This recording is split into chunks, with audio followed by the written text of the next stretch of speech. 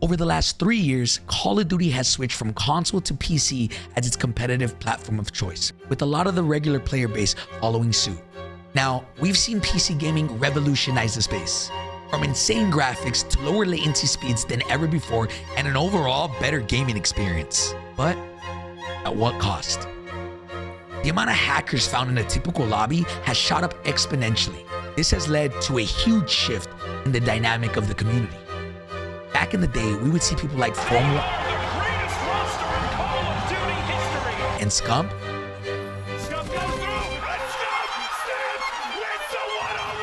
And we would instantly think these guys are the best in the world. Now, unknown players rise to the spotlight and there's an immediate suspicion that is tied to them. Overall, this has led to a more toxic state of the Call of Duty community. And that's that we're already known as one of the most toxic communities in the whole gaming scene. Sadly, this is just the tip of the iceberg. Between shadow ban loops, toxic hacker hunters, and an overall increased frustration in the space, my question to you is it worth it? All right, let's travel back to August 2017. Optic have just won the Call of Duty World Championship. Scump, arguably the biggest name in the space, has just won his first ring.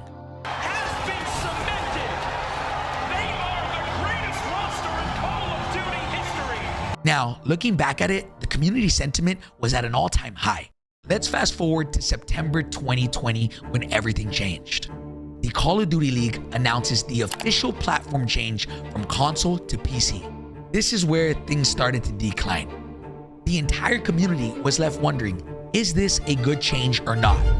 Let's fast forward a couple years to where we experienced probably the most frustration we've ever experienced as a community with Warzone releasing. Hackers were literally having their way with every single lobby. Suck my magic gnome, you cheating! He's fucking cheating! I fucking knew it the whole time! I'll go as far as saying it was more common to be in a hacker lobby than to be in a normal lobby. Present day, we now have players being caught cheating in huge in-person events. They followed that up with a short clip that appeared to show Jimbo locked out of his account. Needless to say, the community is currently in shambles. PC COD didn't just bring an influx of hackers, but gave life to a new form of negativity: hacker hunters. This is a new breed of content creators that call people out left and right for clicks, regardless if they know if they're actually cheating or not. This has resulted in an overall more toxic state of the community. You can go to any Call of Duty content creator's YouTube channel right now, and I promise you, 9 times out of 10, their comment section will be full of people saying cheater, hacker, calling people out nonstop, and just overall toxic. Now, I don't know about you, but I miss the old days whenever I would play against somebody, I would get smoked, and instantly the first thought that comes to my head is, damn, this guy's good. This is just something that doesn't happen nowadays. Everyone is so quick to point the finger and say everybody's cheating. Now, hackers and hacker hunters are one thing. But let's talk about a huge flaw in the system that's plaguing the COD community. What if I told you some people can't even play the game? What if I told you you are now penalized for being good at a video game?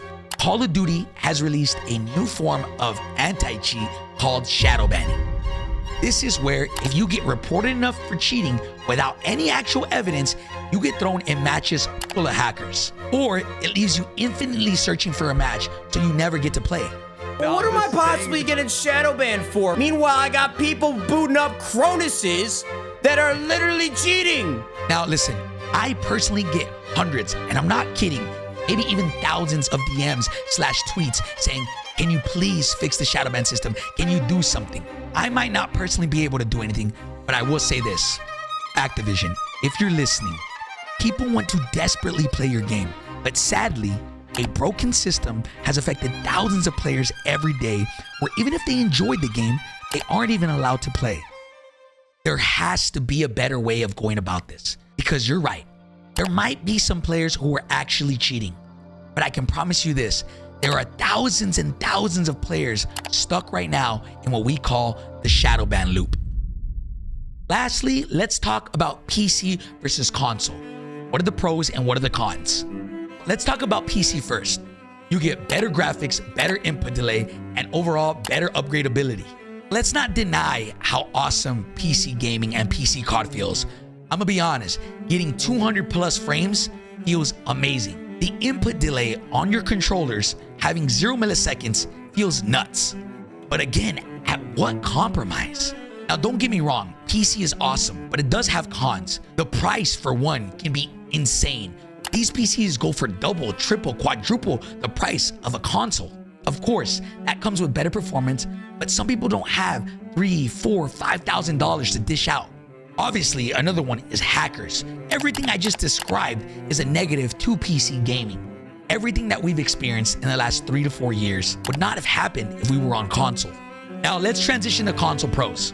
Obviously the price, anywhere from $400 to $500, you can get a full-on gaming console with 4K 120 frames. The portability for consoles, you can pack that thing up and take it anywhere. You're not doing that with a PC. And of course, above everything else, no hackers. Well, minimal hackers. So what are the cons? Obviously, worse performance than on PC. With an asterisk, consoles are now able to output 4K 120 frames per second. That is about as much as a high-end PC. Now, honestly, in my opinion, the worst thing about console is the increased input delay. Now, I know this might be subjective and a lot of people can say, oh, I don't feel it or I do. But me personally, I go from PC COD and it feeling so snappy. Then I go and play on my PS5 and I feel like I'm lagging or I'm on a 5 millisecond delay. At least for me, I can notice it. Honestly, I feel like one day this will not be a thing, but as of right now, this is where we stand. So in conclusion, I think it's up to you. I'm not sitting here and saying console over PC because I play on PC every day. But I will say I'm tired of the hacker hunters. I'm tired of the accusations. I'm tired of getting hacked on. I genuinely hate playing on console just because of the input delay. But at the same time, is it really worth sacrificing everything else to just deal with a little bit of input delay? I don't know. At the end of the day, I love PC gaming. I love playing Call of Duty on PC. But we have to weigh the pros and the cons, and we have to see, is it worth it? So again, let me know what you guys think. This is a discussion. Do you guys think we should go back to console? Or hey, should we just hope and pray that Activision makes a really good working anti-cheat? So I'm recording this a couple weeks after that initial video, and I want to be transparent with you guys. I just got a hold of my Activision rep and I was able to give some feedback on the shadow ban system. I gave them pretty much a whole 2-3 page essay on why the shadow ban system doesn't work and things that we can do to make it better. I now have confirmation that Ricochet has received that. Again, I don't know if it's gonna do anything, but I figured I'd let you guys know that we actually made contact with them. So again, it's up to them if they decide to do anything, if this shadow ban system stays the same or not, but figured you guys wanna know.